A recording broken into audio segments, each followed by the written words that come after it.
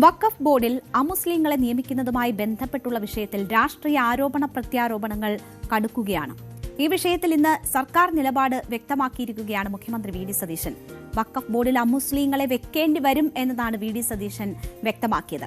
ഇതിൽ മുൻ സർക്കാരിന് ഉത്തരവാദിത്തമുണ്ട് എന്നും പറയുന്നുണ്ട് മുഖ്യമന്ത്രി.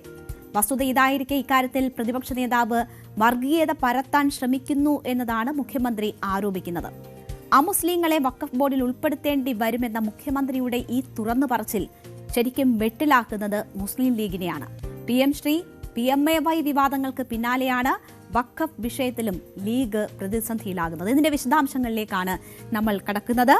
കേരള വഖഫ് ബോർഡിന്റെ പ്രവർത്തനത്തിന് നിയന്ത്രണം ഏർപ്പെടുത്തിയ ഇടക്കാല ഉത്തരവ് ഭേദഗതി ചെയ്തുകൊണ്ട് സുപ്രീംകോടതി പുറപ്പെടുവിച്ച ഉത്തരവ് ആശ്വാസകരമെന്ന് കാട്ടി പ്രതിപക്ഷ നേതാവ് പിണറായി വിജയൻ പങ്കുവച്ച കുറിപ്പിൽ ഒരു ആശങ്ക പങ്കുവച്ചു. പുതിയ വഖഫ് നിയമത്തിലെ അമുസ്ലിങ്ങളുടെ നിയമനവുമായി ബന്ധപ്പെട്ട 14-ാം വകുപ്പ് അക്ഷരാർത്ഥത്തിൽ നടപ്പിലാക്കുമെന്ന് ഹൈക്കോടതിയിൽ കഴിഞ്ഞ ആഴ്ച സംസ്ഥാന സർക്കാർ സ്വീകരിച്ച നിലപാട് അതേപടി സുപ്രീംകോടതിയിലും ആവർത്തിക്കുകയാണുണ്ടായതെന്നും ഇത് ആശങ്കപ്പെടുത്തുന്നതാണെന്നുമാണ് പിണറായി വ്യക്തമാക്കിയത്.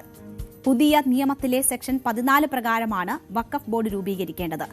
ഇതിൽ ബാർ കൌൺസിൽ തെരഞ്ഞെടുപ്പ് നടക്കുന്നതിനാൽ അവിടെ നിന്നുള്ള ഒരംഗത്തെയും ഇതിനോടകം വിവാദമായ അമുസ്ലിം അംഗങ്ങളെയും LDF സർക്കാർ ബോർഡിൽ ഉൾപ്പെടുത്തിയിരുന്നില്ല എന്ന് മാത്രവുമല്ല, ഇതുമായി ബന്ധപ്പെട്ട് സുപ്രീംകോടതിയിൽ LDF സർക്കാരിന്റെ കാലത്ത് ബോധിപ്പിച്ച ഇന്റർവെൻഷൻ ഹർജിയിൽ വഖഫ് ബോർഡിൽ മുസ്ലിങ്ങളല്ലാത്തവരെ നിയമിക്കാൻ പറ്റില്ല എന്ന കൃത്യമായ നിലപാടും സ്വീകരിച്ചിട്ടുണ്ട് എന്നതാണ് പിണറായി വ്യക്തമാക്കുന്നത്.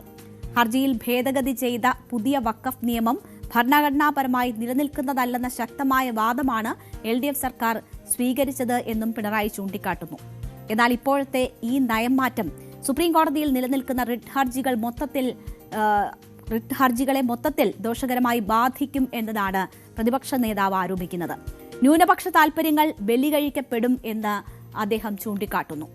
കേരളത്തിൽ അധികാര മാറ്റം നടന്ന ഉടൻ തന്നെ BJP ഭരിക്കുന്ന കേന്ദ്ര സർക്കാരിനെതിരായ എല്ലാ പ്രതിരോധവും അവസാനിച്ചു പോകുന്നത് ആശങ്കാജനകമാണ് എന്നതാണ് പിണറായി വിജയൻ ചൂണ്ടിക്കാട്ടുന്നത്. ന്യൂനപക്ഷ സംരക്ഷകരെന്ന് നടിക്കുകയും അതേസമയം തന്നെ സംഘപരിവാർ അജണ്ടയ്ക്കനുസരിച്ച് ന്യൂനപക്ഷങ്ങളെ ഒറ്റുകൊടുക്കുകയും ചെയ്യുകയാണ് UDF സർക്കാർ എന്നതാണ് വിമർശനം. പുതിയ വഖഫ് നിയമത്തെ എതിർക്കുന്ന എല്ലാ വിഭാഗം ആൾക്കാരും സംഘടനകളും അമുസ്ലിങ്ങളുടെ നിയമനത്തെ തള്ളിക്കളയുകയാണ്. എന്നാൽ അതടക്കം നടപ്പിലാക്കുമെന്നാണ് UDF സർക്കാർ പ്രഖ്യാപിക്കുന്നത്. ന്യൂനപക്ഷങ്ങളുടെ അവകാശങ്ങളെയും വഖഫ് നിയമത്തിന്റെ ഉദ്ദേശശുദ്ധിയെയും ചോദ്യം ചെയ്യുന്ന സംഘപരിവാർ സ്പോൺസേഡ് നിയമത്തെ അതേപടി സ്വീകരിക്കുന്ന നിലയിലേക്ക് UDF അധപ്പതിച്ചിരിക്കുന്നു എന്നതായിരുന്നു പ്രതിപക്ഷ നേതാവിന്റെ കുറ്റപ്പെടുത്തൽ. അപ്പോൾ അതിശക്തമായ വിമർശനമാണ് ഈ വിഷയവുമായി ബന്ധപ്പെട്ട് പ്രതിപക്ഷ നേതാവ് സർക്കാരിനെതിരെ ഉയർത്തിയത്. വഖഫ് വിഷയത്തിൽ UDF സർക്കാർ സുപ്രീംകോടതിയിൽ സ്വീകരിച്ച നിലപാട് ചൂണ്ടിക്കാട്ടിക്കൊണ്ടായിരുന്നു ഈ വിമർശനം ഉന്നയിച്ചത്. ഇതേ നിലപാട്, ഇതേ ആരോപണം P രാജീവും ഉയർത്തി. ഈ വിഷയത്തിൽ സർക്കാർ സ്വീകരിച്ച നിലപാട് ഗൌരവമുള്ളതെന്നാണ് P രാജീവ് ചൂണ്ടിക്കാട്ടിയത്. അമുസ്ലിങ്ങളെ ഉൾപ്പെടുത്തണം എന്നതാണ് കേരളത്തിന്റെ വക്കീൽ കോടതിയിൽ പറഞ്ഞത്. വകുപ്പ് മന്ത്രി മാധ്യമങ്ങളോട് പറഞ്ഞതിന് വിരുദ്ധമാണ് ഈ നിലപാട്. അത് ചൂണ്ടിക്കാട്ടുകയായിരുന്നു, സർക്കാരിന്റെ ഈ ഇരട്ടത്താപ്പ് ചൂണ്ടിക്കാട്ടുകയായിരുന്നു P രാജീവ്. യഥാർത്ഥത്തിൽ ഈ വഖഫ് ഒരു ഇസ്ലാമിക മതവിശ്വാസവുമായി ബന്ധപ്പെട്ടുള്ളതാണ്. അതുകൊണ്ട് അത് കൈകാര്യം ചെയ്യുന്ന ബോർഡിനകത്ത് നോൺ മുസ്ലിം പാടില്ല എന്നുള്ളതാണ് കേരളം നേരത്തെ സ്വീകരിച്ച നിലപാട്. അതുപോലെ തന്നെ ഭരണഘടന 14, 25, 26 വിരുദ്ധമാണ്. അതുകൊണ്ട് നോൺ മുസ്ലിം പാടില്ല എന്ന നിലപാടാണ് കേരളം നേരത്തെ എടുത്തിരുന്നതെങ്കിൽ ഇപ്പോൾ സുപ്രീം കോടതിയിൽ തന്നെ വളരെ പ്രകടമായി പറഞ്ഞു, നോൺ മുസ്ലിംസിനെ കൂടി ഉൾപ്പെടുത്തണമെന്ന ആവശ്യം അതിനെ ഞങ്ങൾ എതിർക്കുന്നില്ല, അതിനനുസരിച്ചുള്ള അണ്ടർടേക്കിംഗ് ഹൈക്കോടതിയിൽ കൊടുത്തിരിക്കുന്നു എന്ന് കേരളം വ്യക്തമാക്കിയിരിക്കുന്നു. അപ്പൊ യഥാർത്ഥത്തിൽ ഒരു BJP നിലപാട്, ഗവൺമെന്റിന്റെ നിലപാട് പോലെയാണ് ഇപ്പോൾ സുപ്രീം കോടതിയിൽ സമീപനം സ്വീകരിച്ചിട്ടുള്ളത്. ഇപ്പോൾ BJP സർക്കാരിന്റെ നിലപാട് UDF സർക്കാർ പിന്തുടർന്നു എന്നതാണ് P രാജീവ് ഉന്നയിച്ച ആരോപണം. സമാനമായിരുന്നു മുഖ്യമന്ത്രിയും ചൂണ്ടിക്കാട്ടിയത്. എങ്ങനെയാണ് സംഘപരിവാർ നയങ്ങൾക്ക് അനുകൂലമായ നിലപാട് സ്വീകരിക്കാൻ പറ്റുന്നത്? ന്യൂനപക്ഷങ്ങളോട് ചെയ്യുന്ന വഞ്ചനയാണ് എന്നതാണ് ചൂണ്ടിക്കാട്ടിയത്. ഈ ആരോപണങ്ങൾക്ക് മറുപടി പറഞ്ഞുകൊണ്ടാണ് മുഖ്യമന്ത്രി വി ഡി സതീശൻ ഇന്ന് മാധ്യമങ്ങളെ കണ്ടത്. വഖഫ് ബോർഡിൽ അമുസ്ലിങ്ങളെ വെക്കേണ്ടി വരും എന്ന് തന്നെയാണ് അദ്ദേഹം വാർത്താ സമ്മേളനത്തിൽ വ്യക്തമാക്കിയത്. കേന്ദ്ര നിയമം നടപ്പാക്കിയേ കഴിയൂ എന്ന് മുഖ്യമന്ത്രി പറയുന്നു. കഴിഞ്ഞ സർക്കാർ ഉത്തരവിലും ഇതുണ്ട്. അമുസ്ലിം പ്രതിനിധികൾ 2 പേരെ പിന്നീട് വെക്കുമെന്ന് കഴിഞ്ഞ സർക്കാർ കോടതിയിൽ പറഞ്ഞു എന്നതാണ് മുഖ്യമന്ത്രി ചൂണ്ടിക്കാട്ടുന്നത്. അമുസ്ലിം അംഗങ്ങളെ വെക്കാമെന്ന് വഖഫ് ബോർഡും സുപ്രീം കോടതിയിൽ ആവർത്തിച്ചിട്ടുണ്ട്. കേരളത്തിലെ പ്രതിപക്ഷ നേതാവ് വർഗീയത പരത്തുന്നതിനും മുസ്ലിം വിരുദ്ധ വികാരം ഉണ്ടാക്കുന്നതിനും വേണ്ടി തെറ്റായ പ്രചരണം നടത്തുന്നു എന്നതാണ് മുഖ്യമന്ത്രി ആരോപിക്കുന്നത്. മുസ്ലിങ്ങളെ UDF സർക്കാരിനെതിരാക്കുക ലക്ഷ്യമിട്ടാണ് പിണറായി വിജയന്റെ പ്രചാരണമെന്നും മുഖ്യമന്ത്രി ആരോപിക്കുകയാണ്. വർഗീയ പ്രചാരണം അഴിച്ചുവിട്ട് മുസ്ലിങ്ങളെ സർക്കാരിനെതിരാക്കാൻ പ്രതിപക്ഷ നേതാവോ CPMO വിചാരിച്ചാൽ നടക്കില്ല എന്നും മുഖ്യമന്ത്രി വാർത്താസമ്മേളനത്തിൽ പറഞ്ഞു. അതുകൂടി കേൾക്കാം. കഴിഞ്ഞ ഗവൺമെന്റ് എടുത്ത നിലപാടെന്താ? അമുസ്ലിങ്ങളായ ആളുകളെ വെച്ചുകൊള്ളാമെന്നാണ്. കാരണം അത് ഗവൺമെന്റ് പാസ്സാക്കിയ നിയമമല്ലേ അത് അല്ലല്ല ഞങ്ങളല്ല കേട്ടോ, നിങ്ങൾ പറഞ്ഞത് ഈ അമുസ്ലിങ്ങളായ ആളുകളെ പിന്നീട് വെച്ചുകൊള്ളാം എന്ന് ഉത്തരവിൽ തന്നെ ഉണ്ട്. പിണറായി സർക്കാർ ഇറക്കിയ ഉത്തരവ് നിങ്ങൾ വായിച്ചു നോക്ക്. ആ ഉത്തരവിലുണ്ടത്. എന്നിട്ട് ഇപ്പോഴും വഖഫ് ബോർഡ് പോയി ഹൈക്കോടതിയിലും സുപ്രീം കോടതിയിലും പറയുന്നത് ഞങ്ങളത് വെച്ചുകൊള്ളാമെന്നാ. അല്ല, അത് ഇപ്പോൾ സെൻട്രൽ ആക്ട് അല്ലേ. ഇപ്പോൾ കോടതി അതിനെതിരായിട്ട് സെൻട്രൽ ആക്ടിനെതിരായിട്ട് സുപ്രീം കോടതി പോയിട്ട് സുപ്രീം കോടതി അത് തള്ളിയത് കൊണ്ടാണ് പിണറായി സർക്കാർ വഖഫ് ബോർഡ് വെച്ചപ്പോൾ ഞങ്ങൾ ഈ 2 അമുസ്ലിം പ്രതിനിധികളെ ഞങ്ങൾ വെച്ചുകൊള്ളാം. ചിലപ്പോൾ തെരഞ്ഞെടുപ്പിന് മുമ്പായതുകൊണ്ടായിരിക്കും വെക്കായിരുന്നത്.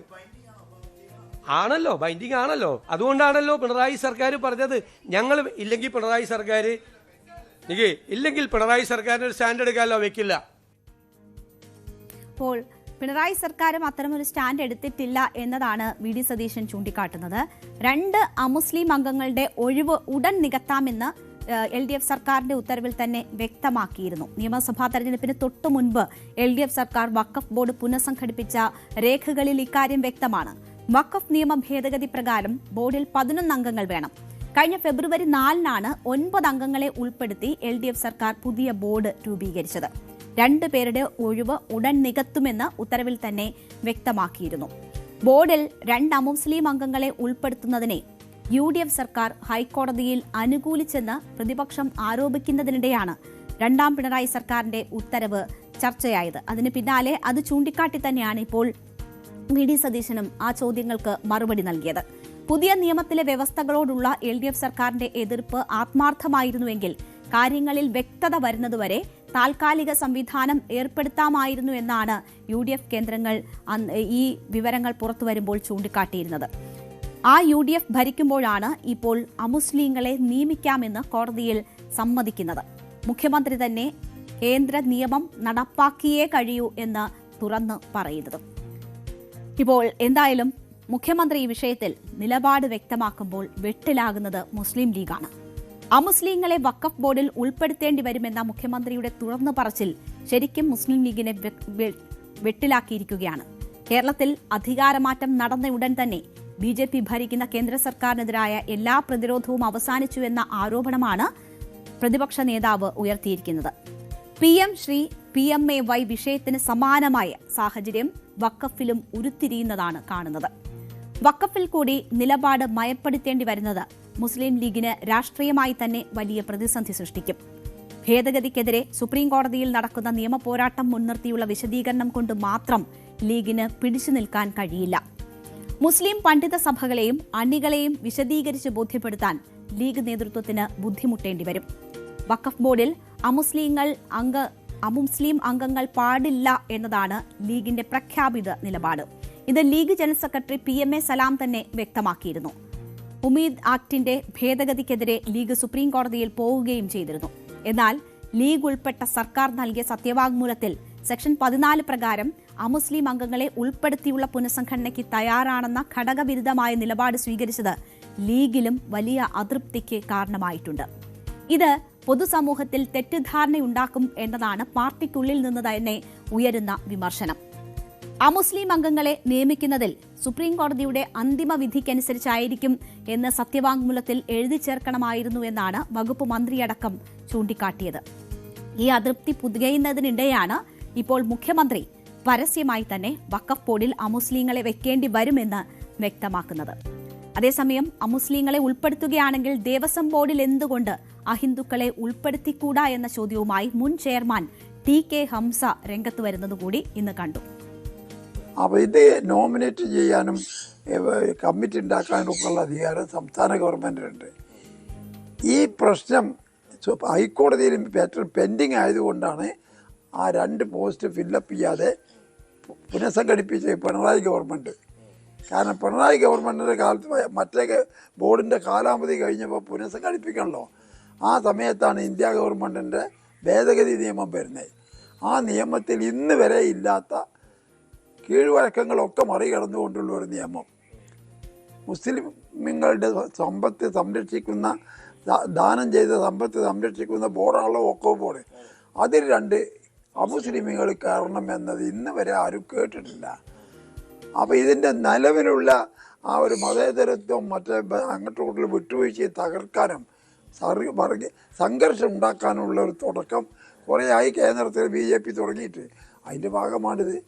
എന്നാൽ പിന്നെ ദേവസ്വം ബോർഡിൽ എന്താ 2 മുസ്ലിം ഇല്ലാത്ത? അതിൽ ക്രിസ്ത്യാനി കൂടെ? ദേവസ്വം ബോർഡിന്റെ സമ്പത്തല്ലേ ഏറ്റവും വലിയ സമ്പത്ത്. പെട്ടതാണ്. കോടതി എന്താ പറയട്ടെ. ഇപ്പൊ ഞാൻ പറയാം, രാമക്ഷേത്രത്തിൽ വലിയ അഴിമതി നടന്നു പറഞ്ഞ രാമക്ഷേത്രത്തിന്റെ ദേവസ്വം ബോർഡിൽ എന്തുകൊണ്ട് ഇല്ല എന്ന ഒരു കാര്യം ചൂണ്ടിക്കാട്ടുകയാണ് TK ഹംസ ഇവിടെ. ആ രീതിയിൽ കൂടി ചർച്ചകൾ ഉണ്ടാവുകയാണ്. എന്തായാലും ഇതിൽ ലീഗിൻ്റേതുൾപ്പെടെയുള്ള നിലപാട് ഈ സത്യവാങ്മൂലത്തിൽ, സുപ്രീം കോടതി നൽകുന്ന സത്യവാങ്മൂലത്തിൽ ഇക്കാര്യങ്ങൾ, ഈ വിയോജിപ്പൊക്കെ കൃത്യമായി പ്രകടിപ്പിക്കാം എന്നതായിരുന്നു. പക്ഷേ അതുണ്ടായില്ല. മാത്രവുമല്ല, ഇന്ന് മുഖ്യമന്ത്രി അതിനെ ഏറ്റവും ന്യായീകരിച്ചുകൊണ്ട് രംഗത്തെത്തുകയാണ്. അത് നടപ്പാക്കാതെ മറ്റു വഴിയില്ല എന്ന് പറയുകയാണ്. പ്രതിപക്ഷത്തിരിക്കുമ്പോൾ പറയുന്നത് നടപ്പാക്കാനുള്ളതല്ല എന്ന് തെളിയിക്കുന്നു വീണ്ടും UDF മുഖ്യമന്ത്രി. നമ്മൾ നേരത്തെ PM ശ്രീയിലും സമാനമായ നില കണ്ടതാണ്. അത് മുൻ സർക്കാരിന്റെ ചുമലിൽ അതിന്റെ ഉത്തരവാദിത്വം വെച്ചുകൊണ്ട് അത് പിന്തുടരും എന്നത് മുഖ്യമന്ത്രി ഇതുപോലെ തന്നെ വ്യക്തമാക്കിയതാണ്. ഇപ്പോഴും ഈ വിഷയത്തിലും സമാനമായ നില തുടരുകയാണ്. ഉത്തരവാദിത്വം മുൻ സർക്കാരിന്റെ തലയിൽ വെച്ച് PM ശ്രീയിൽ സ്വീകരിച്ച സമാനമായ നിലപാട് വഖഫിലും തുടരുന്നതാണ് കണ്ടത്. വിഷയത്തിൽ നിലപാട് കടുപ്പിച്ച് രംഗത്ത് വന്ന സമസ്ത മുസ്ലിം സമുദായത്തെ സംരക്ഷിക്കേണ്ട ഉത്തരവാദിത്വം മുസ്ലിം ലീഗ് സംഘടനയ്ക്കുണ്ട് എന്ന് കഴിഞ്ഞ ദിവസം വ്യക്തമാക്കിയിരുന്നു. ഇങ്ങനെ മുസ്ലിം സമുദായ സംഘടനകളുടെ ഭാഗത്തു നിന്ന് ഉയരുന്ന വിമർശനങ്ങളെയും പ്രതിപക്ഷ ആരോപണങ്ങളെയും ലീഗും UDFും എങ്ങനെ മറികടക്കും എന്നതാണ് ഇനി അറിയേണ്ടത്. കൂടുതൽ വാർത്തകൾക്ക് News 18 Keralam YouTube channel subscribe ചെയ്യുക.